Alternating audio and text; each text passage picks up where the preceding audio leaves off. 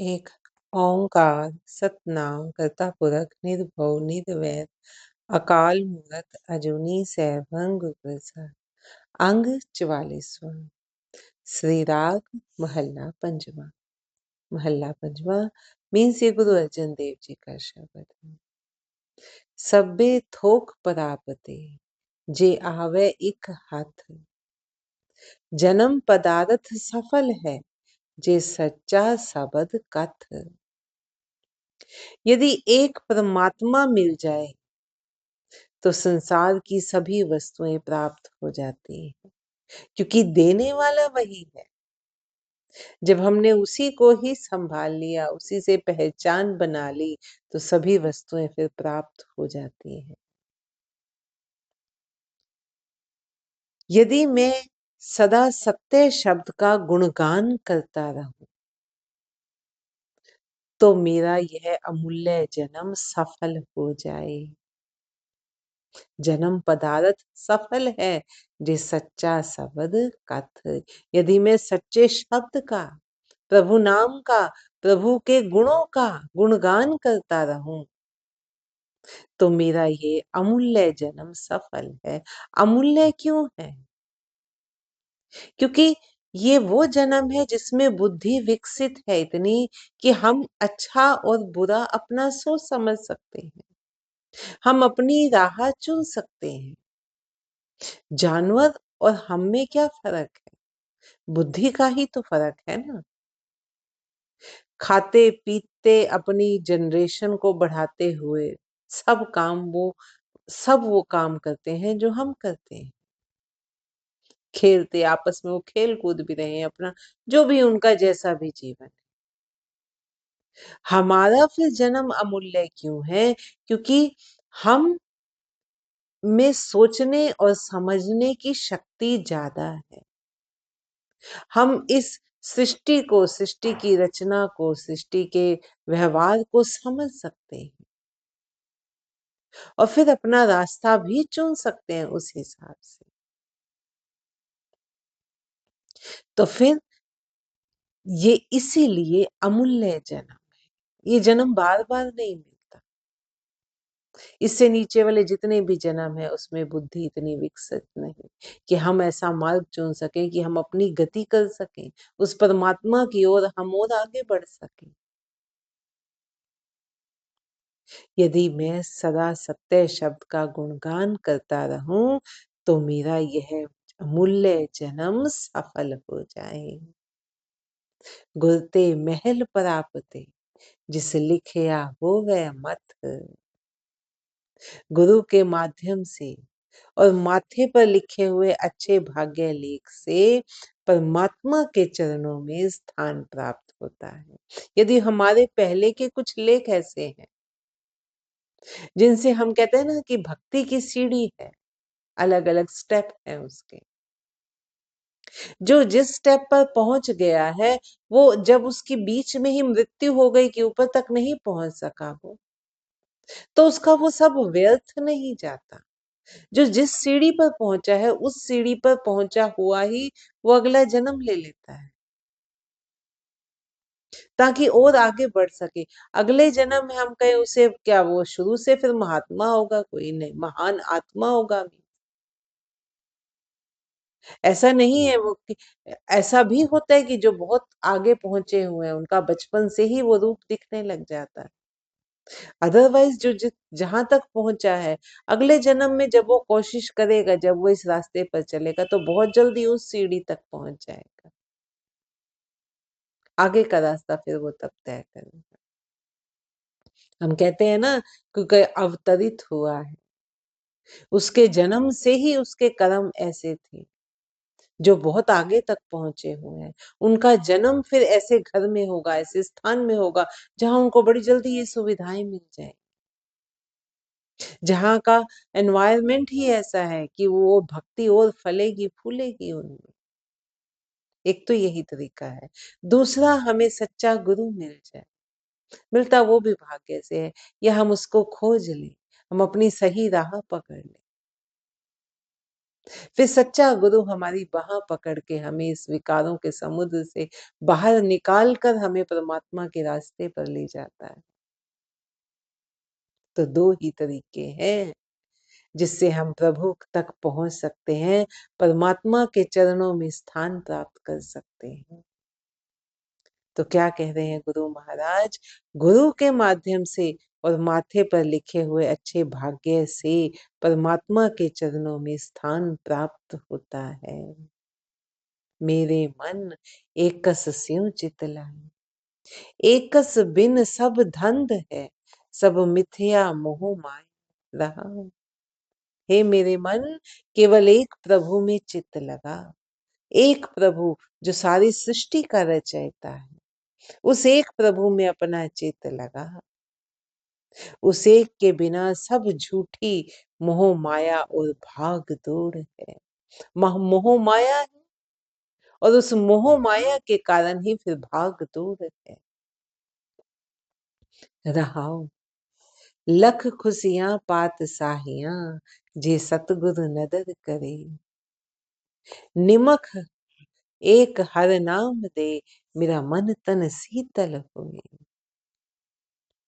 यदि सतगुरु परमात्मा की कृपा दृष्टि हो जाए तो लाखों खुशियां और बादशाहतें प्राप्त होती हैं। अगर उसे प्रभु की कृपा दृष्टि हो जाए तो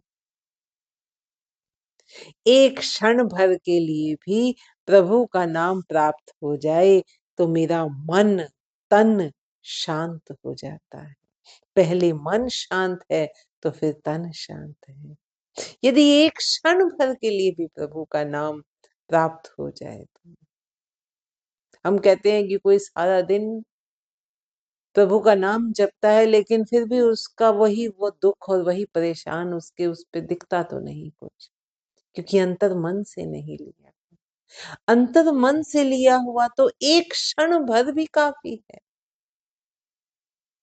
एक क्षण भर के लिए भी प्रभु का नाम प्राप्त हो जाए तो मेरा मन और तन शांत हो जाते हैं। निमख एक हर नाम दे, मेरा मन तन शीतल हो। जिसको पूरब लिखया, तिन सतगुरु चरण गहे। जिसके पूर्व कर्म लिखे हुए हैं वही सतगुरु के चरणों को पकड़ता है। सफल मूरत सफला घड़ी, जित सच्चे नाल प्यार। दुख संताप न लगई, जिस हर का नाम आधार। वही मुहूर्त वही घड़ी सफल है जिसमें सच्चे प्रभु के साथ प्रेम बनता है। और हम तो घड़ियां ही गिनते रह जाते हैं, नहीं इस समय मुझे टाइम नहीं है प्रभु का नाम जपने का। शाम का टाइम तो मुझे बहुत बिजी होते हैं, दिन के टाइम तो बस ऐसे ही निकल जाता है।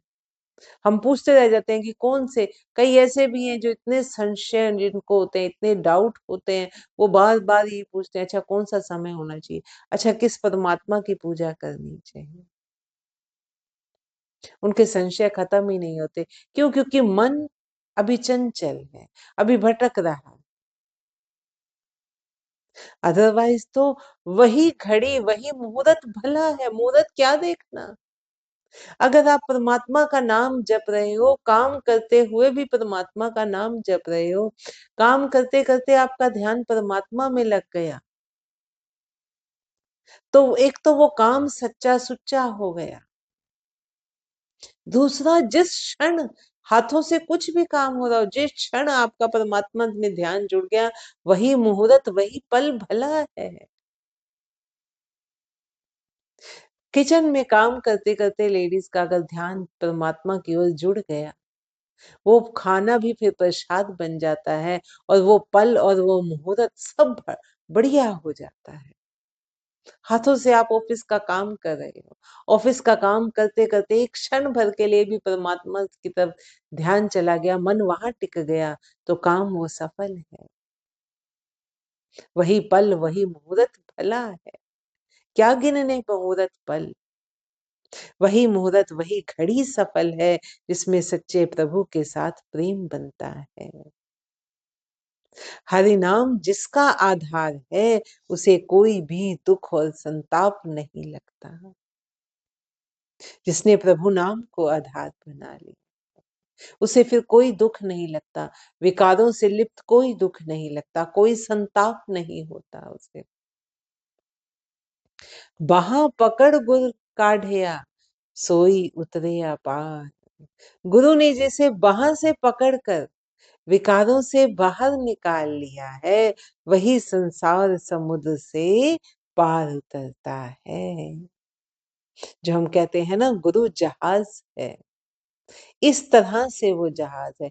हम कहें कि समुद्र कहाँ है और जहाज कहाँ है, इस तरह से गुरु जहाज है, क्योंकि ये समुद्र विकारों से भरा हुआ है, मोह के कीचड़ से भरा हुआ है, जो दलदल का रूप ले चुका है। इसमें से गुरु महाराज बाह पकड़कर प्रभु नाम का सहारा देकर हमें बाहर निकाल लेते हैं और फिर संसार समुद्र से पार उतार लेते हैं। इस तरह से वो जहाज है। गुरु ने जिसे बाह से पकड़कर विकारों से बाहर निकाल लिया है, वही संसार समुद्र से पार उतरता है। थान सुहावा पवित्र है, जिथे संत सभा। ढोई तिस नो ढोई तिस ही नो मिले, जिस जिन पूरा गुरु लभा। दोबारा पढ़ते हैं। थान सुहावा पवित्र है, जिथे संत सभा। जहां सत्संगत एकत्रित होती है, वही स्थान पवित्र और सुहावना है। ढोई तिस ही नो मिले, जिन पूरा गुरु लभा। जिस व्यक्ति ने पूर्ण गुरु को ढूंढ लिया, गुरु अधूरा नहीं होना चाहिए, जिन्होंने पूर्ण गुरु को, क्योंकि जो तैर कर पार कर चुका है वही बता सकता है कि कहाँ गहराई ज्यादा है, कहाँ खड्डे ज्यादा है, किस विकास से निकलने वो कितना मुश्किल है, वही बता सकता है। जिस व्यक्ति ने पूर्ण गुरु को ढूंढ लिया है, उसी को ही परमात्मा की शरण में आसरा मिला है। नानक बद्धा घर तहां, जिथै मिरत ना जन्म जरा। ये नानक, ऐसे व्यक्ति ने अपना पक्का ठिकाना उस स्थान पर बना लिया। पक्का ठिकाना, अब अटल ठिकाना बन गया है, क्योंकि वो अवस्था आ जाएगी जिसमें ज्योति परम ज्योति में लीन हो गई, बूंद सागर में मिल गई। ऐसे व्यक्ति ने अपना पक्का ठिकाना उस स्थान पर बना लिया है जहां आध्यात्मिक मौत नहीं है, जहां उसने आत्मा का अध्ययन कर कर ऐसा अटल स्थान प्राप्त कर लिया है, जहां फिर आध्यात्मिक रूप से आप अपनी आत्मा को पहचानने में, अपनी आत्मा को परम आत्मा का हिस्सा मानने में फिर आप चूक नहीं करते और कभी भी उस अवस्था से फिर नीचे नहीं गिरते। जहां आध्यात्मिक मौत नहीं, आवागमन का चक्र नहीं। आध्यात्मिक मौत तो तभी होने का डर है ना, जब आप नीचे फिर दोबारा योनि में आओ, फिर किसी गलत कर्म में फंस गए। अगर आप उससे ऊपर उठ गए, एक बार बूंद सागर में मिल गई, ज्योति परम ज्योति में लीन हो गई, फिर वो अलग नहीं हो सकती। विछोड़ा दुख तभी तक है जब तक बूंद सागर में मिली नहीं, जब तक ज्योति परम ज्योति में समाई नहीं, जब तक आत्मा परमात्मा में लीन नहीं हुई। ये दुख और विछोड़ा तभी तक का है, और ये सफर तभी तक का है। जिसने वो प्राप्त कर लिया, वो कब होगा? जब पूर्ण गुरु मिल गया कोई, जैसे हमें मिले हुए, हम गुरु की शिक्षा पढ़ रहे हैं, गुरु की वाणी जो पूर्ण है, कितनी डिटेलिंग से समझाया गया। हाँ, हर ग्रंथ एक सागर है, जिसमें जिसकी जितनी प्यास है वो उतना खोज लेता है। कोई भी ग्रंथ, अगर हमारी प्यास ही नहीं है तो हम ऊपर ऊपर से पढ़कर उसको खत्म कर लेंगे। कई ऐसे भी हैं जो बासियां लेते लेते ही ग्रंथ को खत्म कर देते हैं। जिसकी जितनी प्यास, उतना ज्ञान का भंडार। गुरु हमें पूर्ण मिले। अब ये हम पर है कि हमारा पात्र कितना बड़ा है, हम कितना ग्रहण कर सकते हैं, कितना अपना सकते हैं। तो गुरु महाराज क्या कह रहे हैं? हे नानक, ऐसे व्यक्ति ने अपना पक्का ठिकाना उस स्थान पर बना लिया है जहाँ आध्यात्मिक मौत नहीं, आवागमन का चक्र नहीं, और जहाँ आध्यात्मिक जीवन कमजोर नहीं होता, जहाँ कोई बुढ़ापा नहीं उसको, जहाँ फिर कोई भी, हम कहते हैं ना कि जीवन कमजोर नहीं, आध्यात्मिक जीवन में फिर कोई कमी नहीं आती, कोई संशय नहीं रहता, कुछ ऐसा नहीं रहता कि हमें नीचे की ओर जो ले जाए। नानक बुद्धा घर तहाँ, जिथै मिरत न जन्म जरा। ये शब्द हम में से कईयों ने बहुत बार सुना हो, सुनने में कितना अच्छा है, कितना आसान है, कुछ ही मिनटों में खत्म हो जाता है, लेकिन गहराई कितनी ज्यादा है। ये हम पर डिपेंड है कि हम कितना उसको डीप समझ ले, अपना ले, अपना जीवन सुधार ले। नहीं तो वही 4-5 मिनट में सुनकर आपका खत्म हो। तो नानक बद्धा घर तहाँ, जिथे मिरत न जन्म जरा।